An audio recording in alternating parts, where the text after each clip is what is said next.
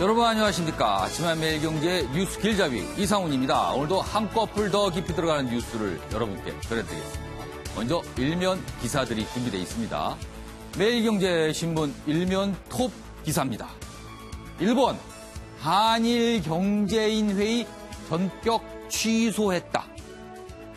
일본이 취소를 한 겁니다. 내용 보시면요. 5월에 예정됐던 한일 경제인 회의 연기하겠다고 통보를 했습니다. 일본 측에서 50년 만에 처음으로 무산이 될 위기에 처한 겁니다. 이 한일 경제인 회의는요.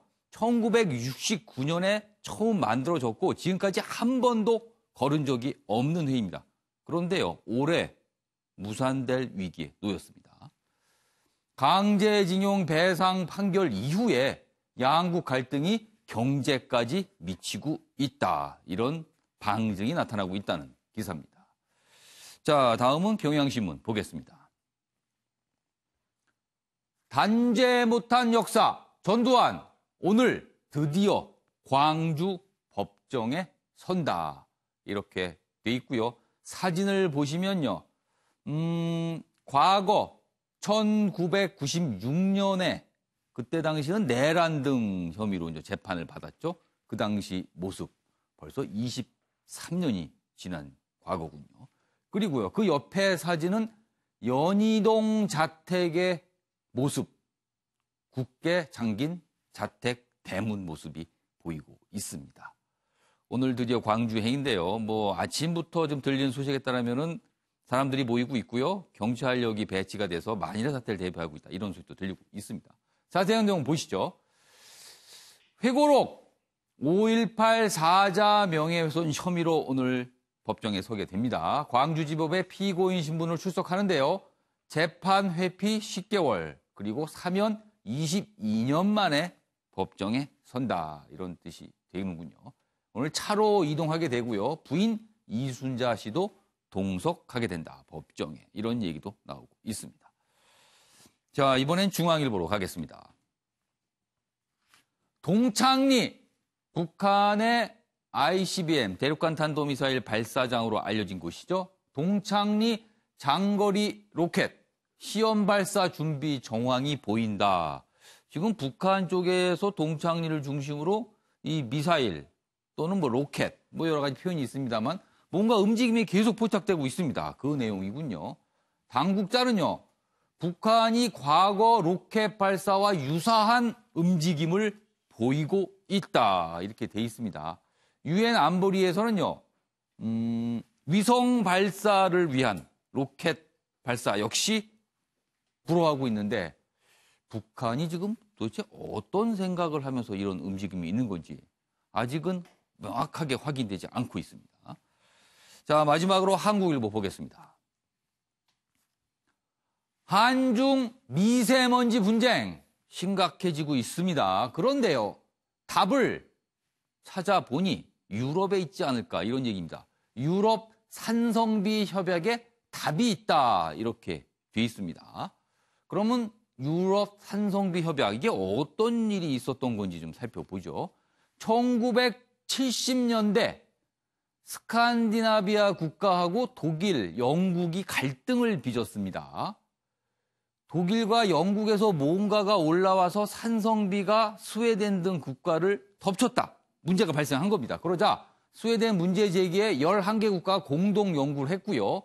1979년에 장거리 대기 오염 협약을 맺었습니다. 그럼 70년대 초에 생겨서 79년에 맺었으니까 꽤 오랜 기간 연구를 거쳐서 합의를 한 겁니다. 그리고는 15년 만에 산성비를 퇴치했다. 중국과 이런 과정을 좀 밟아야 되는 게 아닌가 이렇게 한국일보가 제언을 하고 있습니다. 자, 지금까지 일면기사 짚어봤고요. 오늘도 네 분 패널께서 나오셨는데요. 한 분씩 소개해드리겠습니다. 먼저 최창렬 용인대 교수 나오셨고요. 조대진 변호사, 최경철 매일신문 편집위원, 그리고 윤기찬 변호사 자리하셨습니다. 안녕하세요. 안녕하십니까.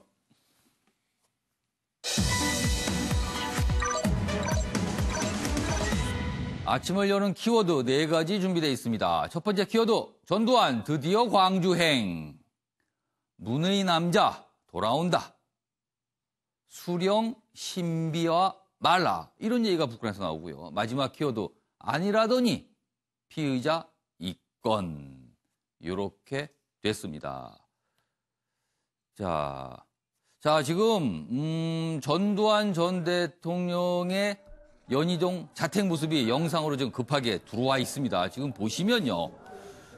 경찰력이 배치가 돼서 그 집 앞 골목길을 막고 있고요. 그 앞에 대문 앞에 지금 차량 하나가 준비되어 있는 걸 봐서 저 차량편으로 광주로 이동할 것으로 보입니다.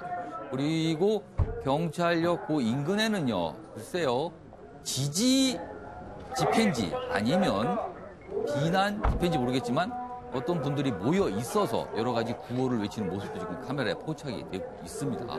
오늘 전두환 전 대통령 광주로 갑니다.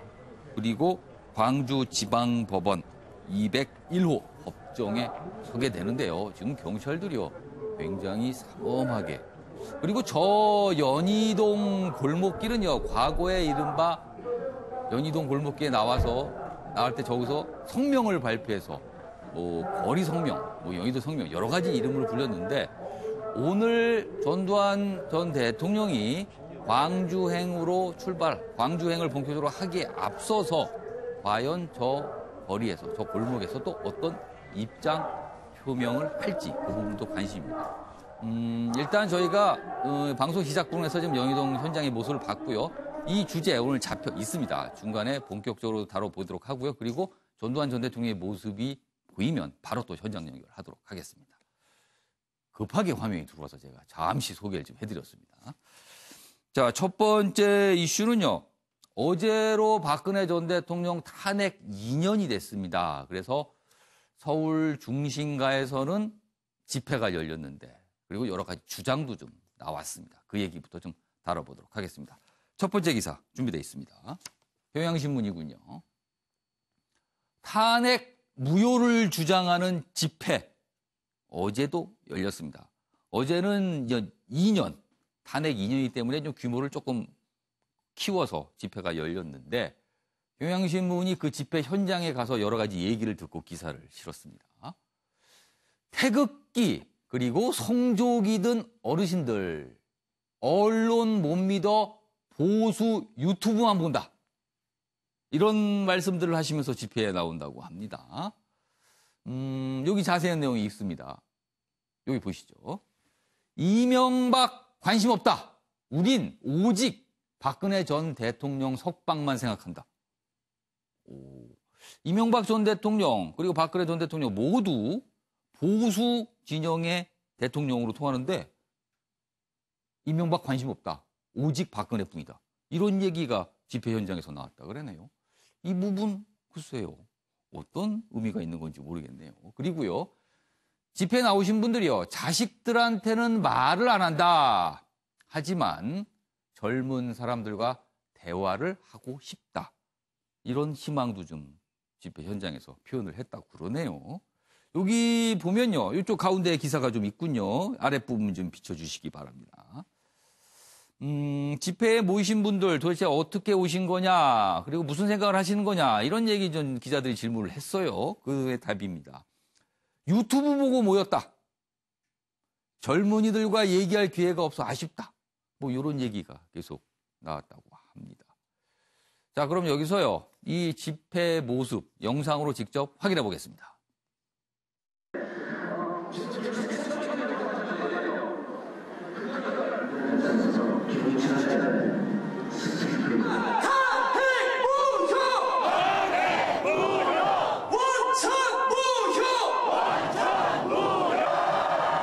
(2017년 3월 10일) 대한민국 헌법재판소 판결은 완전 무효입니다, 여러분!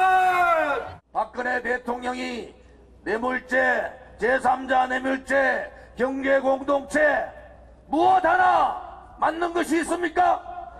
그들이 80가지가 넘는 거짓을 가지고 박근혜 대통령을 마녀사냥했습니다.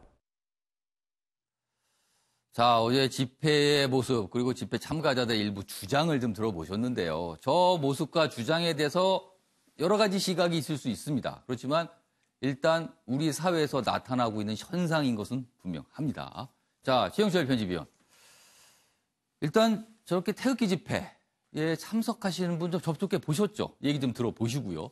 그분들은 도대체 어떤 생각을 갖고 계신 겁니까? 그분들의 결론부터 말씀을 드리면 예.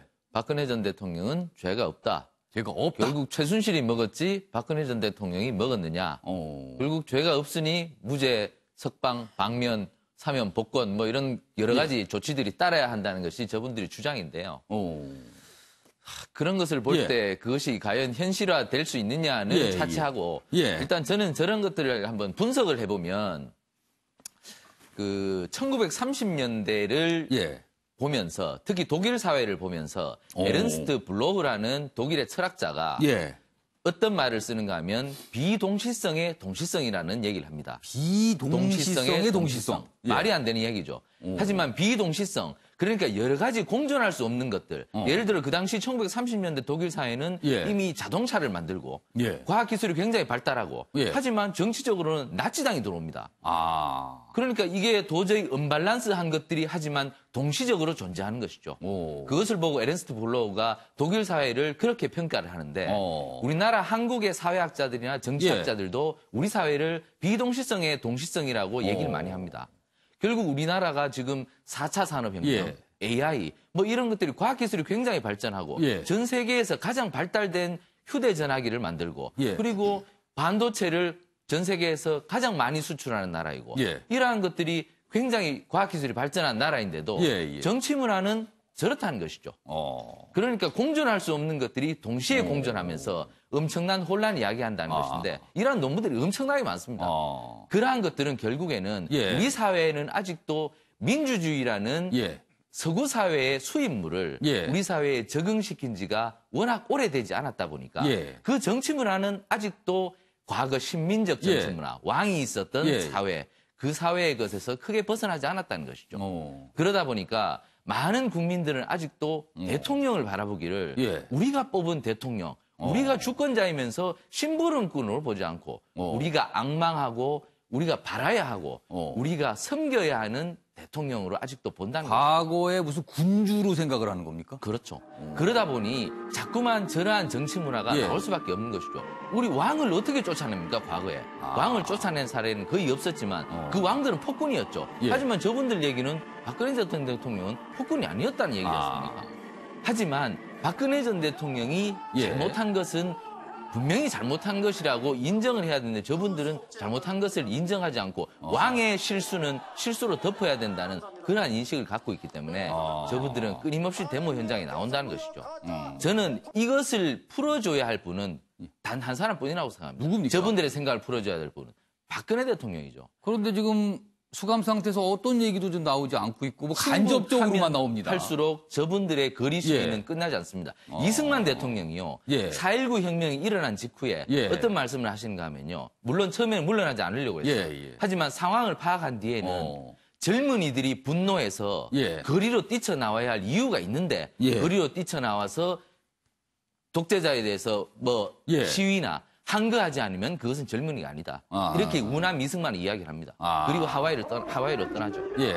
그러한 사례가 있었듯이 박근혜 전 대통령이 한마디만 해준다면 우리 사회의 이런 정치적 혼란은 잦아들고 우리가 새로운 정치 발전을 이룰 수 있는 기회를 모색할 수 있다. 그 한마디라는 게 그럼 나를 놓고 더 이상 이런 그렇죠. 나를 밟고 넘어서라는 것이죠. 과거는 이제 잊고 새로운 정치 문화를 가지고 새로운 정치 발전을 위해서 새로운 대한민국을 위해서 나가라는 것이죠. 알겠습니다. 그런데 지금까지 안 나오는 걸 봐서는 계속 안 나오지 않을까 이런 생각이 드는데요. 최찬희 교수님, 일단 저분들 나와서 집회에서 여러 가지 주장을 내는데 그중에 두 가지 주장입니다. 탄핵은 무효이고 박근혜 전 대통령은 무죄다라는 겁니다. 그러나 지금 사법부의 판단과는 완전히 배치되는 내용을 주장하고 있어요. 그렇다면 지금까지 우리나라, 우리 사회의 어떤 법 시스템 자체의 판결을 인정하지 않겠다는 셈이 돼버려요, 사실은요. 저는 저 사람들한테 하나 좀 묻고 싶은 게, 지금 탄핵이 무효라고 얘기하고 있잖아요. 탄핵이 어떻게 진행됐느냐를 좀 정확히 볼 필요가 있죠. 아무리 자신들이 숭배하는지, 뭐 신앙처럼 신격화하는지는 모르겠으나, 2016년도 12월 9일 날 국회에서 탄핵이 이제 통과가 됐어요. 탄핵이 의결됐죠. 예. 탄핵이 의결된 다음에 2017년도 3월 10일 날, 그게 어제 2년 전 어제예요. 헌법재판소에 의해서 인용이 되면서 현직 대통령이 파면됐잖아요. 그 이정미 재판관의 말이 생생하게 귀에 좀 도는데, 대통령 박근혜를 파면한다 이랬단 말이에요. 그러니까 지금 이 탄핵이 진행된 것은 예. 국민들의 여러 가지 시민들의 압박, 요구, 이건 별도로 하고, 기본적으로 대한민국의 헌정 체계, 그리고 사법 체계에 의해서 진행된 절차입니다. 그러니까 저분들이 말하는 건요, 1차적으로 민주주의를 부정하는 것이고, 예. 두 번째 민주주의뿐만이 아니라 헌정주의 자체를 부인하는 거예요. 그러니까 지금 이분들은 지금 탄핵이 자꾸 무효라고 그러는데 그걸 하나 묻고 싶고 또 하나가 굳이 분석을 한다면 우리 지금 최 의원님 굉장히 학문적으로 분석을 했는데 좀 그럴 만한 가치가 있는가 잘 모르겠어요. 아무튼 그런데 이분들의 머릿속에는 대한민국의 근대화, 이 경제적 산업화의 그 신화의 주역은 박정희다. 박정희에 따른 박근혜, 박정희 분열에 대한 이상한 그 신격화나 이런 것들이 좀 젖어 있지 않나 이런 생각이 좀 들어요. 기저에 깔리는 어떤 인식의 사고의 틀이. 부분이 좀 갖고 있지 않을까. 그래서 저런 부분들에 대해서 다른 것들은 일체 받아들이지 않으려는 것이 아닌가 이런 생각도 듭니다. 저희 개인적인 생각입니다.